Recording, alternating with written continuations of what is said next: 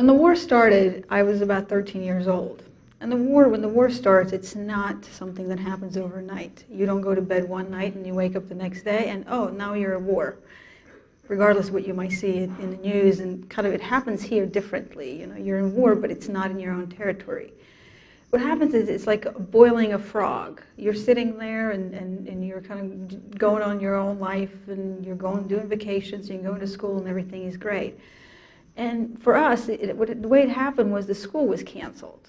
And I was 13, if you can imagine. I don't know, 8th grade or something like that. And off of summer vacation, they say, well, we don't have any school for the next 2 weeks. Well, hey, it's like the best thing you could ever hear coming off the school vacation. Not only that, but they didn't even have enough time to give us assignments, so it's not like we had to read anything during the 2 weeks. So after the 2 weeks, it got extended another 2 weeks, and then another 2 weeks, and then it got to be just canceled. Well, that was great and fun, and really you never really think about war, because I'm 13, I don't vote, I don't watch the news, I really don't care about what grown-ups do. All I wanted to do was play soccer, play sports, hang out with my friends, and really talk about who's dating who. And eventually, it just kind of, on the news and the media, you started hearing things. And fear is one of the #1 ways to make people do things that they don't want to do. So what you ended up with was a residential area that's about 15-20 block radius, packed with 60,000 civilians. Pretty much anywhere you drop a bomb, you're going to kill somebody just by virtue of it being so packed and populated. In addition to that, because we were surrounded by 2 armies, we had no water, no food, no electricity, no outside contact, no phones. That was way before cell phones anyway, but no phones, no mail was going through, nothing. So as you could tell, we were not receiving any aid, and we really became the most organized and efficient group in the country, and probably the world. With the amount of resources and the issues that we had, we were extremely organized and well put together. For the food, we would literally, just like in cartoons, we would take a little string and we would wrap it around like you would, and put it on the floor, and we would wait for a pigeon to walk into that little string and then pull it to catch it by its legs so we can actually get some protein. But he was on top of the building, and I had a little cage for him, and I would go every single day and I would pick grass for him and take it up for him and clean up his cage and make sure he was okay. It was very dumb because the snipers could see you just like this, and I don't know why nobody ever shot me, but I just survived.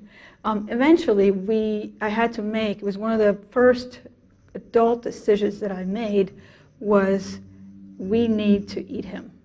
We need food, and he is food. And as much as I love him, it's time to make the tough call right now. And I actually didn't even tell my parents because they wouldn't even hear of me doing that. So I took him to a friend's father, and I asked him if he could clean him up and get him ready so we can eat. And we ate for the entire building ate for a few days off of that rabbit, although my parents never could actually eat any of it. I ate it first just so I could let everybody else know, yes, it's okay to do it. He's taking one for the team. So as I'm walking outside the bathroom, I go through the hallway and I see my mom in the kitchen. Now, she's standing in the kitchen, washing some dishes or doing something, and she's turning her back to me. And I'm looking at her thinking, if I ask her to go out, she's not going to let me. But being the smartest teenager ever, I decided I'm going to go downstairs without her even realizing and just be back in 5 minutes. She won't even know that I was gone. Oh, boy, was I wrong. So I just looked up in a little bit bigger circle, and I saw my legs and my tennis shoes, and they were sliced up, and it was bloody, and I just couldn't believe it. It was just this weird thing. Like, I didn't even know what to think. And then I make up even a bigger circle, and I see 2 of my friends, my pregnant friend who was 21, probably about all of yours age. She was pregnant with her 2-year-old daughter, just cut up in pieces. Her brain is just seeping down her back, her arm is missing, and the little girl is just head down. It's just not really getting it. And then I look around in a little bit bigger circle, and I see 2 more friends. They're just laying there, just cut up, sliced up into pieces. And my brain is just really not grasping any of this. So as I look around even a bigger circle, there was a lady, she was maybe 30 or so, She had gone down to the river to get some water, and she had 2 buckets of water in her hand, and she was just walking by as the bomb exploded. And what happened was shrapnel hit her right in the air as she was walking by and killed her on the spot. So she was standing there dead, looking with her dead eyes. It's the most horrific thing because your body, your brain, your mind, nothing is really prepared to see a dead person standing and looking at you. It's the most horrific scene. So as she realized that I wasn't there, she actually jumped on the window and saw the whole scene. I'm sure at that moment she thought that I was dead with the rest of my friends. And she, just like a mother, ran downstairs and came right to my rescue. Now, the stupid thing you could do in the war is go help out somebody that had just been injured. Even though it seems mean, it's actually a thing that you try to learn, and they tell you over and over again. Do not help somebody that's been just hurt, because after the one bomb, there's another bomb coming. So they put me in a stretcher, and the only thing I kept saying, please get my dad, get my dad. So my dad shows up, and I looked at him, and I'm a daddy's girl, so anything my daddy said goes. And I looked at him and I said, please, Dad, am I going to be able to play soccer again? And he kind of looked at me up and down, and I could see his brown eyes squinting, and just he's got these crow feet on his eyes, and just kind of eyes filled with tears. And I said, he goes, you're going to be fine in the next few weeks. And I passed out. That's all I needed to hear. I'm going to be fine in the next few weeks, and I just passed out. And they came to me and they said, we're going to have to amputate your toes. And they showed me the toes, and it was off my left leg. And I said, oh, well, that's no problem. I can still play soccer without toes. I don't need that, because you kick a soccer ball with the inside part of your foot anyway. So, and they told me that you're not going to feel anything. You're going to lay down, you're going to wake up, and it's going to be all done and over with. And I said, fine. And I did really fall asleep because I was in and out. The next thing I know, I'm waking up. I've got this rubber thing in my mouth. I'm tied up, and I could feel them cutting my leg off. And I'm like, okay, this is not right. First of all, I could feel everything. I could hear you people talking. And third, you're cutting off my leg below my knee, which I kept thinking, this is not the deal we had. It was supposed to be just the toes. And I remember thinking, you know what, the only thing I'm going to do is I'm going to learn how to play soccer with my right foot. That's all there is to it. I mean, that's all I have to do. And just from the pain and everything, I just kind of passed out. And I woke up probably like 2 days later. And when I woke up, I was okay at that point with not having a leg, because there were so many other things going on with me at the time. But one of the ways to fight the infection, because we had no medicine, no anesthesia, no really, it wasn't a real hospital. The way to fight the infection was to cut the flesh off your body in the morning and the evening twice a day. So basically what they would do is they would come in, they would just cut it off until they're clean, and they would rinse it off as clean as they could, and they put the new Band-Aids on. That lasted for a few hours a day. It was very painful. It was excruciating. A friend of mine brought a teddy bear to me. And this teddy bear was basically all I had for pain. I would take one of his arms and shove it in my mouth and scream into this teddy bear until the change of dressing was over. And that was happening twice a day, or about a few hours a day, in the mornings and the evenings. So this is the second thing I had with me when I came to the States. The saying goodbye to my parents was unbelievable, because I knew we were not going to have any communication once I left.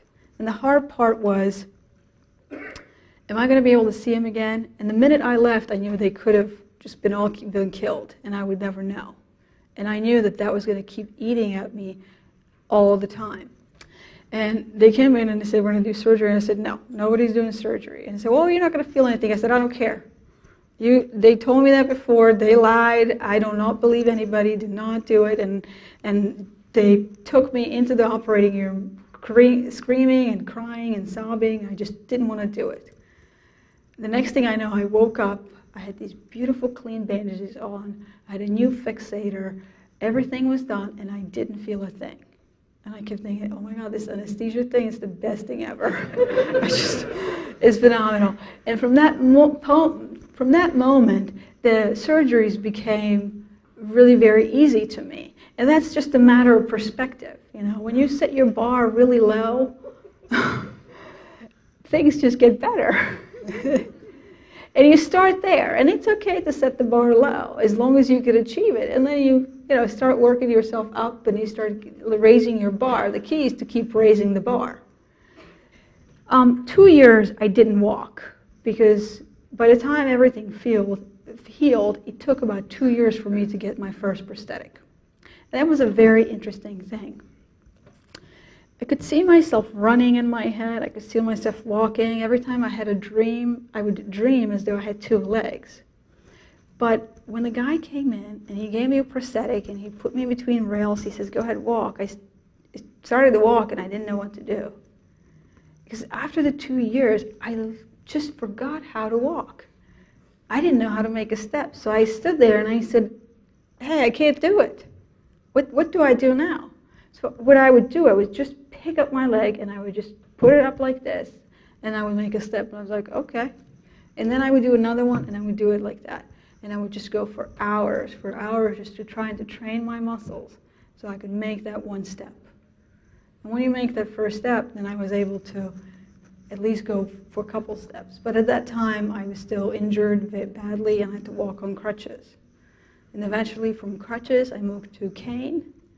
And then from a cane, actually there was a walker. From crutches, a walker, crutches, cane, and then I started to walk on by myself with a lot of different prosthetics, orthopedics, and things that are hooked into my leg, and then eventually I slowly started taking them all off. It was actually 2.5, 3 years ago that I ran my first marathon. And it was, when I started to learn how to run, it was just like I was learning how to walk. You have to go just a little bit. And I would just run maybe from here to that screen, and I would sit down and I would come home, and just like I ran 4 miles. And then I would just go a little bit further, maybe to the end of that wall. And the reason why I'm telling you this is because you guys are in your 20s, and you're in school, and you're going to go off to do your own things in life and have your own goals and have big goals. And I have a lot of big goals and big dreams. But the key is to make those goals and split them into smaller goals. And split them as small as you can. Just divide them up to the tiny little tasks that you can conquer. Because then when you conquer those little tasks, when they all add up, they really are the ones that make that big goal. So I didn't any point in time say to myself during this journey, hey, I'm going to go and I'm going to run my own company, I'm going to run a marathon, I'm going to play tennis. It's just daunting. It's just overwhelming to do that to yourself. You just are tired just even talking about it. But if you split it up into little tiny tasks and you say to yourself, hey, I can do that little task, then you're able to succeed much more. Another reason why that works is because if you fail at a task or you need to backtrack, you've just made a little mistake. You need to just backtrack a little bit more. That's all. So the corrections become very easy, and you can adjust yourself accordingly. So whatever you do, just try to get yourself to do that, and just break it up as much as you can. I showed you 4 things here, which was a teddy bear, a dictionary, a t-shirt, and a 500-year-old rock. That's what I had when I came to the United States. Other than that, I had my own personality, my own desire to live, my own desire to succeed, my own dreams to keep me going. All of you had those dreams. If I saw any of you in the mall and I walked by you, nobody would point me out and say, wow, she's amazing. Because I'm not amazing, I'm just a person. And I'm just a person that this happened to. And it just happened to be that I had to deal with it. And you guys don't. And you probably won't deal with it on a scale that I have dealt with it. But you will deal with it in some regard, in some respect. And when you do, try not to find any excuses. Because if I can make it with a teddy bear, t-shirt, dictionary, and a rock, you guys should be able to make it. You guys should be able to make it too. An excuse.